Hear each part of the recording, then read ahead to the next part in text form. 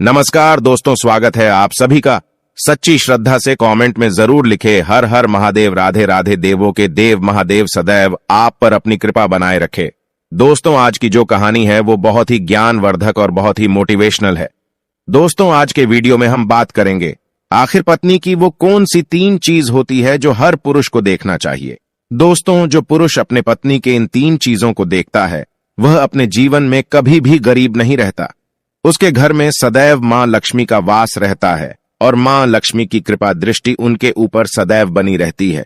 दोस्तों, आज की वीडियो में हम बताएंगे कि आखिरकार वह कौन सी 3 चीजें हैं जो हर पुरुष को अपनी पत्नी के देखनी चाहिए।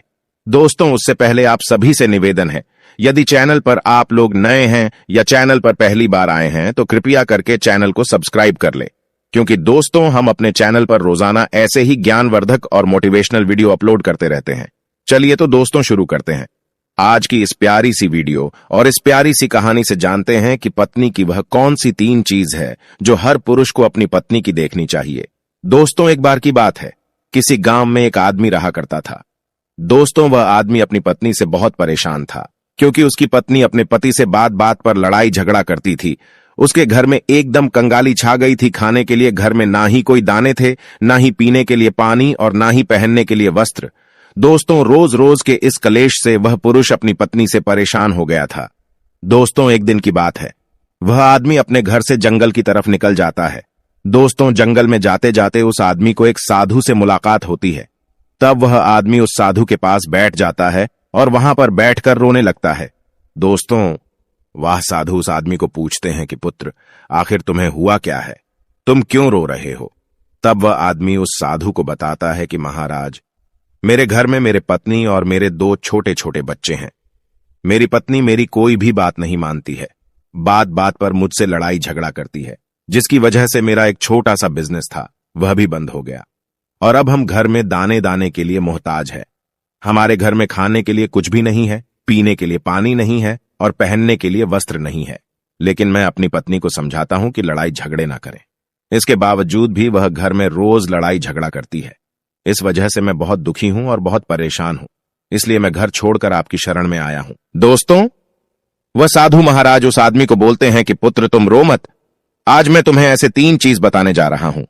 जो पुरुष अपनी पत्नी की 3 चीजों को देखता है वह पुरुष अपने जीवन में कभी भी गरीब नहीं रहता है और ना ही उसके घर में कभी लड़ाई झगड़े होते हैं और उसके बिजनेस में तरक्की होती है। दोस्तों, तो वह साधु महाराज उस आदमी को बताते हैं कि मैं तुम्हें जो बातें बताने जा रहा हूं उन 3 चीजों को गांठ बांध लो। तब वह आदमी उस साधु महाराज की बातें बहुत गौर से सुनता है और साधु महाराज से बोलता है कि प्रभु, आप मुझे जल्द से जल्द बताइए वह कौन से 3 चीज है जो हर पुरुष को अपने पत्नी की देखनी चाहिए। दोस्तों, तब वह साधु महाराज उस आदमी को एक कहानी सुनाते हैं। तो चलिए दोस्तों, गुरुजी से ही सुनते हैं इस कहानी के बारे में। दोस्तों, किसी नगर में एक सेठ रहा करता था। उस सेठ का बहुत बड़ा व्यापार था। उसके घर में सेठ और उसकी पत्नी रहा करते थे। उस सेठ और सेठानी में आपस में बहुत प्रेम था। उनके घर में कभी भी लड़ाई झगड़ा, किसी प्रकार का कोई अंधा क्लेश नहीं होता था। इसलिए उसके घर में सदैव मां लक्ष्मी का वास रहता था और उनके बिजनेस में दिन दुगनी रात चौगुनी तरक्की होती थी। उन सेठ सेठानी में इतना प्रेम था कि आसपास के लोग उनके इस प्रेम को देखकर जल जाया करते थे। दोस्तों, सेठ और सेठानी के इस प्रेम की मिसाल हर गांव वाले देते थे। ऐसे कर करके उस सेठ और सेठानी की बात उस गांव की राजा तक भी पहुंच जाती है। दोस्तों, जब सेठ सेठानी की बात उस राजा के पास पहुंचती है तो वह राजा भी उनके प्रेम की मिसाल की तारीफ करते हैं और कहते हैं, हमारे गांव में एक पुरुष और स्त्री ऐसे भी है जिनके घर में कभी भी लड़ाई झगड़ा नहीं होते हैं। उन दोनों में आपस में इतना प्रेम है कि जितना मैं आज तक अपने जिंदगी में कभी भी नहीं देखा। दोस्तों, एक बार की बात है, वह राजा पूरे नगर में ढिंढोरा पिटवाते हैं और कहते, इस राज्य में जितने भी लोग हैं वो सभी लोग अपने अपने घर में दिया जलाकर रखेंगे। तब राजा की रानी अपने राजा से पूछते हैं कि महाराज, आखिरकार आप सभी के घर में दिया क्यों जलवा रहे हैं। राजा रानी की बात सुनकर रानी को बोलते हैं कि दीपक प्रेम की निशानी होती है। जिसके घर में दीपक जलता है उसके घर में सदैव ही प्रेम बना रहता है और मैं चाहता हूं कि जो प्रेम सेठ और सेठानी के बीच में है वही प्रेम हमारे इस नगर में, हमारे इस राज्य में हर पति और पत्नी के बीच में हो। इसलिए मैं हर घर में दीपक जलाना चाहता हूं। दोस्तों, राजा की सैनिक पूरे नगर में ढिंढोरा पीटते हैं और बोलते हैं सभी के घर में दीपक रात भर जलना चाहिए। दोस्तों, राजा की बात मानकर सभी नगरवासी अपने अपने घर में दिया जलाते हैं, लेकिन जैसे ही आधी रात होती है सभी के घर के दीपक बुझ जाते हैं, लेकिन उस सेठ और सेठानी के घर की दीपक कभी भी नहीं बुझती है, क्योंकि दोस्तों दीपक प्रेम की निशानी होती है और जो सेठानी थी वह अपने घर की दीपक को सदैव जलाए रखती थी, जिससे सेठ और सेठानी का प्रेम बरकरार रहे। लेकिन दोस्तों, जो सेठानी थी वह अपनी मनमानी काम करती थी, उसका जो मन करता था वह वही काम करती थी, लेकिन सेठ को इस बात से कभी भी कोई दिक्कत नहीं होती थी, क्योंकि सेठ बहुत समझदार था। वह सोचता था कि यदि मैं अपनी पत्नी को रोक टोक करूंगा तो घर में बेवजह ही लड़ाई झगड़ा होंगे। दोस्तों, इसीलिए सेठ सेठानी की कई चीजों को और कई बातों को अनदेखा करता था। वह सेठ इसलिए अनदेखा करता था ताकि पति पत्नी में वह प्रेम और व्यवहार बना रहे। एक दिन की बात है दोस्तों, राजा और रानी अपने छत के ऊपर खड़े होकर अपने नगर का नजारा देख रहे थे और वह राजा और रानी देखते हैं कि उनके पूरे राज्य में अंधेरा था, लेकिन सिर्फ एक सेठ और सेठानी का ही गांव का घर था जहां दीपक जल रहा था। दोस्तों, तब राजा रानी से बोलता है कि देखो सेठ और सेठानी में कितना प्रेम है, सभी के घरों का दीपक बुझ गया है, लेकिन सेठ और सेठानी के घर का दीपक अभी भी जल रहा है। इसका मतलब यह है कि इस सेठ और सेठानी में बहुत ही ज्यादा प्रेम है। तब रानी अपनी राजा से बोलती है कि महाराज, सेठ और सेठानी में जो भी प्रेम है वो इसलिए है क्योंकि सेठानी समझदार है, इसलिए सेठ के घर में प्रेम है। दोस्तों, जब राजा रानी की बात सुनता है तब राजा बोलता है कि नहीं महारानी, यहां पर सेठ ज्यादा समझदार है, इसलिए उनके घर में कभी भी लड़ाई झगड़ा नहीं होती है। दोस्तों, रानी बोलती है कि सेठानी समझदार है, राजा बोलते हैं कि नहीं, सेठ समझदार है। दोस्तों, सेठ और सेठानी की बात को लेकर राजा और रानी में बहस होने लगा। तब राजा बोलता है कि देखो, हमें बहस करने की जरूरत नहीं है, क्यों ना हम दोनों उनका एक परीक्षा ले, परीक्षा में जो पास होगा वही समझदार होगा। राजा और रानी अपने बात से सहमत हो गए और उन दोनों की परीक्षा के लिए तैयार हो जाती है। दोस्तों, तब राजा अपने महल में जाता है और अपनी दासी को बुलाता है और वह अपने दासी से बोलता है, उस सेठ के पास जाओ और जो जो प्रश्न मैं तुमसे बोल रहा हूं वह तुम सेठ को बोलना। वह दासी बोलती है, ठीक है महाराज। फिर वह दासी राजा की बात सुनकर सेठ के पास जाती है। उसी समय ही सेठ की पत्नी बाजार गई थी कुछ सामान लेने के लिए। दोस्तों, तो वह राजा की दासी सेठ से बोलती है कि सेठ जी, मैं राजमहल से आई हूं, राजा साहब ने मुझे भेजा है। दोस्तों, वह सेठ उस दासी को बोलता है कि बताइए मैं आपकी क्या सेवा कर सकता हूं, आप बैठिए, मैं आपके लिए पानी लेकर आता हूं। तब वह दासी सेठ से बोलती है, नहीं सेठ जी, मैं राजा की दासी हूं, बस आपके पास राजा के समाचार लेकर आई हूं। दोस्तों, तब वह सेठ बोलता है कि ठीक है दासी, आप मुझे बताइए राजा साहब ने क्या समाचार भेजा है मेरे लिए। तो दोस्तों, वो दासी सेठ से बोलते हैं कि सेठ जी, राजा साहब ने मुझे ये बोले हैं, यदि तुम अपनी पत्नी को छोड़ देते हो तो वह तुम्हें खूब सारे हीरे और जवाहर देंगे, तुम्हें राजमहल में एक अच्छे पोस्ट पर नौकरी भी देंगे। लेकिन सेठ राजी नहीं हुए। दूसरी बात, रानी ने राजा से बोला था कि नहीं, सेठ समझदार नहीं है, सेठानी समझदार है। दोस्तों, सेठ और सेठानी के बातों को लेकर राजा और रानी में फिर से कहासुनी होने लगी। तब रानी राजा से बोलती है कि तुमने सेठ की परीक्षा ली है, मैं भी सेठानी की परीक्षा लेना चाहती हूं, तब इससे बात क्लियर हो जाएगा कि सेठ और सेठानी में कौन ज्यादा समझदार है। तो वह राजा रानी को आदेश देता है कि प्रिय, तुम भी एक बार सेठानी की परीक्षा ले लो।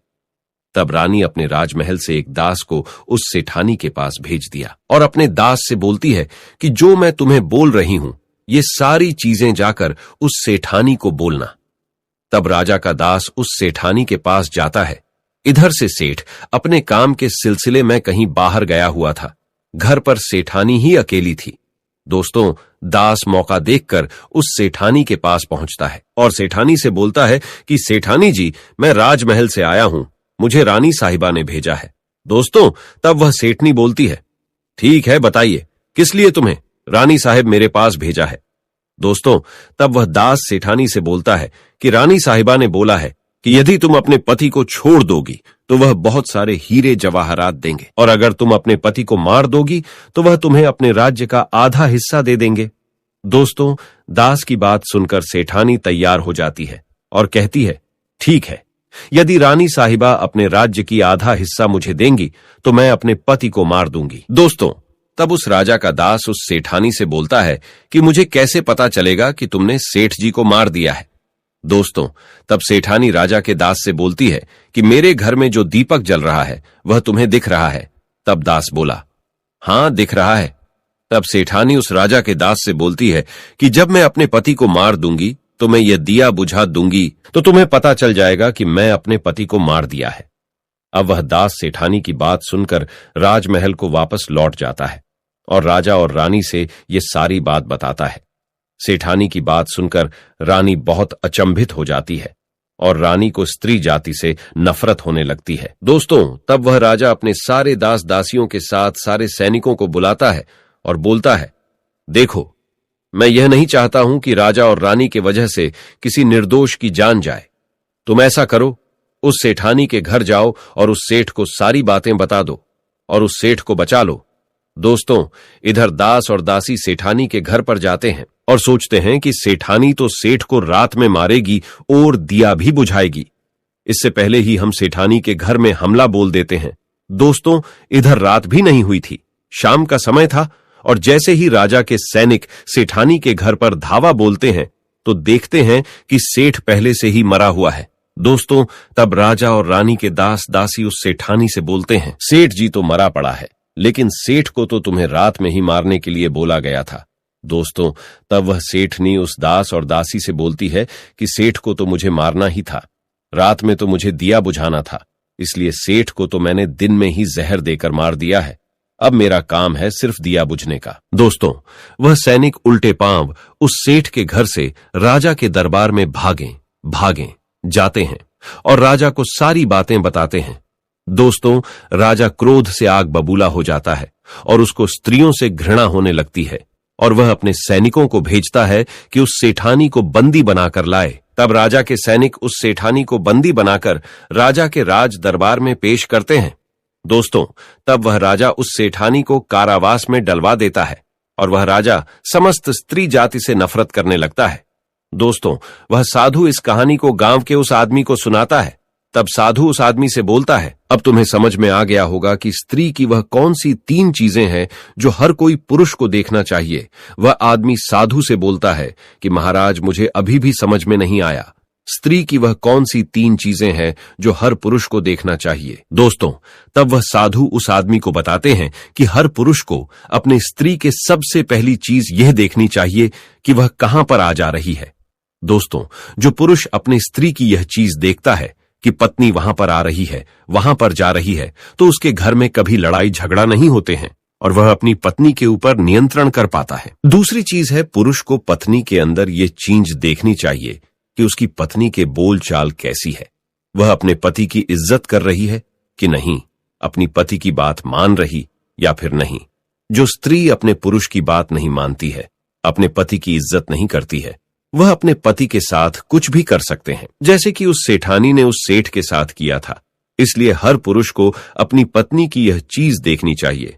तीसरी चीज, वह साधु उस आदमी को बताता है कि हर पुरुष को पत्नी के चाल चलन जरूर देखना चाहिए। दोस्तों, जो पुरुष अपने पत्नी के चाल चलन देखता है और उसके चाल चलन पर उससे ज्यादा प्रेम नहीं करता है, उसको अपने कंट्रोल में करके रखता है, तो उसके घर में लड़ाई झगड़ा कभी भी नहीं होते। दोस्तों, जो स्त्रियां अपने घर पर मनमानी चलाती हैं और पति की बातों को नहीं मानती है, उनके घर में इस तरीके की मुसीबत आती है। दोस्तों, ये 3 बातें वह साधु महाराज उस आदमी को बताता है और फिर वह आदमी इन 3 चीजों को गांठ बांध लेता है और साधु को प्रणाम करके अपने घर पर चला जाता है। दोस्तों, मैं उम्मीद करता हूं आपको इस कहानी से बहुत कुछ सीखने को मिला होगा। दोस्तों, सच्ची श्रद्धा से कमेंट में जरूर लिखे, हर हर महादेव, राधे राधे देवों के देव, महादेव सदैव आप पर अपनी कृपा बनाए रखे। इस वीडियो को लाइक करें, अपने दोस्तों के साथ शेयर करें और हमें सब्सक्राइब करना ना भूलें। और हां, इस वीडियो से कोई भी सवाल है तो आप कमेंट बॉक्स में जरूर लिखें, और आपके पास कोई भी सवाल नहीं तो हर हर महादेव जरूर लिखें, क्योंकि आपके कमेंट से वीडियो बनाने का मोटिवेशन मिलता है। धन्यवाद।